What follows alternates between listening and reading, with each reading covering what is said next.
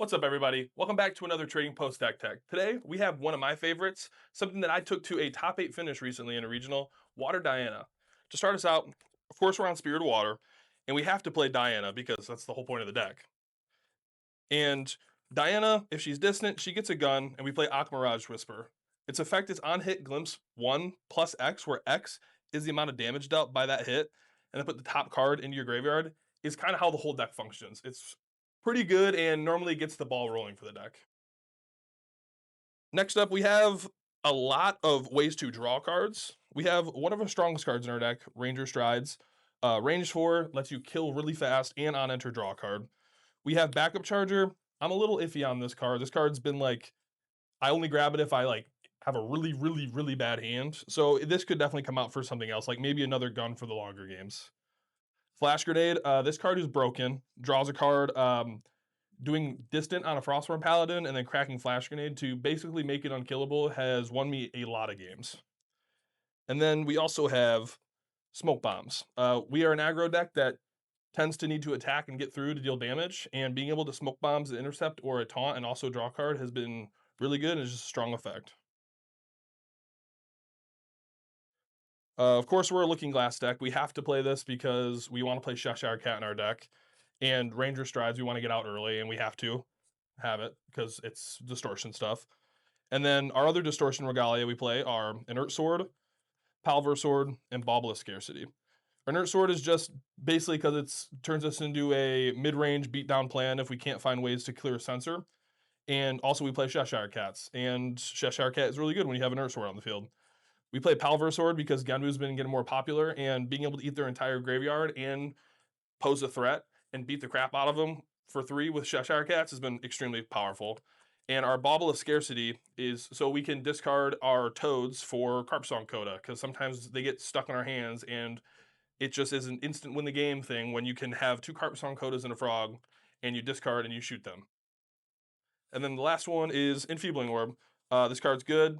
If your opponent's holding up a way to stop you from attacking them and dealing a bunch of damage, you just Enfeebling Orb them, and you can win the game if your opponent doesn't play around it. That's all we have for the material deck currently. In the main deck, we have a lot of ways to make our character distant. Distant is probably the most important thing in our deck. We have to be distant like every turn to deal a bunch of damage. And then also on our turn 1, when we go to level up to Diana, she needs to be distant to grab the gun so we don't have to waste a materialization on it. So we have Reposition. It's just a 1-cost fast. It has Floating Memory that gives us distant. Floating Memory you'll find is extremely important in this deck. We have a lot of it. Then we also have Backstep. Backstep doesn't have Floating Memory, but it does draw a card. Going neutral and getting yourself distant, really powerful. And then we actually have one of my favorite ones. I didn't really like this card very much when I was playing it. Undercurrent Vantage. Glimpsing 3 in this deck is really good. Glimpsing 3 in general is really powerful, but this deck specifically, after like turn 2, you just want to stack your deck to be the perfect deck for the next 3 turns, and you can normally win if you can do that. And then we have the broken card in our deck, Weaving Mana Stream. A lot of our material deck cards are 1-cost memory, and if this is banished to pay for that cost, it loads itself. Normally, you're loading this 3 times in a game into your weapon. It's just constantly it is a 3-for-1 most of the time. And it gives us distant, which is wild. And then the last distant enabler is a Tactical Retreat. I know some people are playing less of this, trying to go faster. I think with Siryu in the format, this card is really important. In the mirror, it's really important. But also, we play Frostborn Paladin. If they try to kill it, give it distant, stop the combat. Most of the time, they can't kill it because they're putting all their eggs in one basket. Then next up, we have our Bullet package. I'm only playing 3 of the Aetheric Calibration because I'm the most unlucky person in the world, and I always whiff when I play it, but I need to play it because it is a bullet. Uh, Prudent Knock. Prudent Knock is just better Aetheric Calibration. You do Glimpse 4 with Aetheric Calibration, but this one just says draw a card in memory. Really good. And then we're playing 4 Refreshing Charge. Recover 3, Fast, Bullet, Floating Memory. Well, sorry, Aether Charge. I'll call it a bullet because I'm an old Diana player. But recovering 3 at fast speed, you'll have Spalling Cleanse in all the other decks. This one's just Spalling Cleanse that gets to deal your opponent 1 damage. And then the last bullet we play in the deck is Charge the Soul. Um, Wind is really popular right now, and Charger Soul being able to kill Windmill Engineers has been extremely good, and it just having floating memory. I have won a lot of games from my opponents going Windmill, ASIN, and responding to ASIN by killing their Windmill, and then they waste their entire turn. So this is definitely a 4 of. Also, it pops any spell shield effect, which has been good for me. At the regional, I did it like 4 different people, so definitely something that you want to have 4 of. And then for our kind of utility cards, I'm playing 2 Frostbind.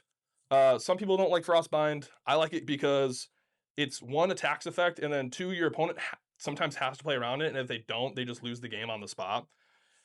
And then 4 Fracturize. I said it earlier, our deck loses really, really hard to censor.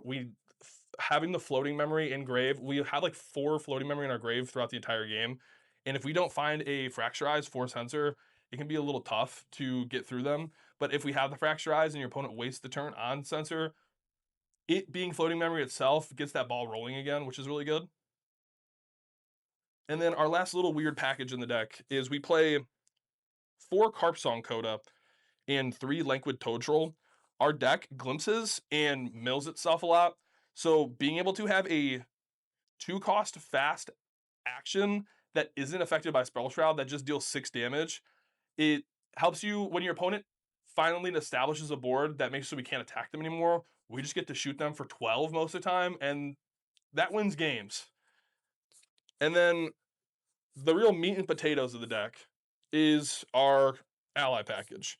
My favorite ally in the entire world, Crystalline Archer. It is a must answer threat that replaces itself. There's no downside to us playing it. And because how this game works, you get the attack trigger before your opponent has any chance to do anything. So most of the time, unless they're banishing or floating, you're going to draw a card. So the card replacing itself and being a 4/2 when you attack with a floating engrave is extremely powerful. And if your opponent does not deal with it on their turn and you get to attack again with it, there's no way you're losing that game. The card is 4/2 cost is a little pushed in my opinion, but it's great. I love it. And then, of course, we're playing a water deck with floating memory for Frostborn Paladin. I don't have to go too much into it. Overstated, draws a card with intercept. Wild. And then the last 4 cards in our deck are Cheshire Cat. We're playing Distortion, Regalia. A lot of decks are just playing it for the fact that they can play Iterate Sword and beat your opponent up with it. This card is a combo card in our deck. We play Ranger Strides. This card gives us +4 damage to any of our distant units. Insane. I've had a lot of games where I go Cheshire attack pop, range 4, Cheshire attack pop, range 4, give range 4 with Ranger Strides, and I'm attacking my opponent for 1,000,000 damage. And that's all for the main deck. For the sideboard, I've been a little iffy back and forth on it. 1 Seeker's Aetherwing. I thought I needed to play this card because it has True Sight. Realistically, the cards that give True Sight, which we'll see later in my sideboard, are better. This is probably going to come out with how Water's getting more popular. It's probably going to become a Viridian Protective Trinket. And then the card that overperforms for me, 3 Frozen Dismissal. This card almost always comes in over Frostbind. If your opponent does not play around this card, they are super going to lose the game, and a lot of times they just can't play around it. If you go against Fire Aggro and you negate their Arthur, you go against Wind, you negate their Ace and Protector, and if you go against Water and you negate a Frostborn Paladin and they don't have an answer for it, they are losing the game, and you are getting so much tempo. And then Peer Beyond, there's a lot of decks like Luxem who they like to loop their Vanish from Sight, and that can definitely put a hindering on you killing them.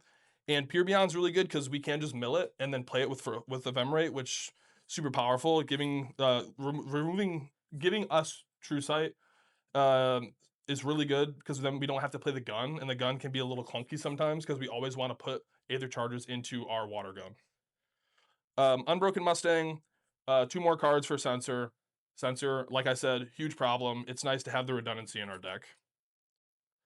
3 Drown in Aether. I'm mostly playing this for the Wind ally matchups. -3 health to a unit normally kills it in that matchup, or it makes it extremely easy for us to deal with. And it's just sometimes we have bullets in our deck that aren't very great. And then the last 2 cards are Staggering Strike. It didn't really come up for me. I know people are using it for Tristan and people are using it to kill Cheshire Cat. I think our deck is really, really good at just beating your opponent before Cheshire Cat ever becomes relevant. But I think it's fine to have two of them. It really doesn't take up many spots for any other cards that I want in my deck. But that's all for my deck that I took to a top 8 finish at Michigan Regional. I think the deck's really well positioned right now, and I think it would be a smart decision to play it at future tournaments, maybe. I'm not going to tell you to, but I think it's really good. But thanks for coming and checking out our deck tech, and thanks for hanging out with the Trading Post.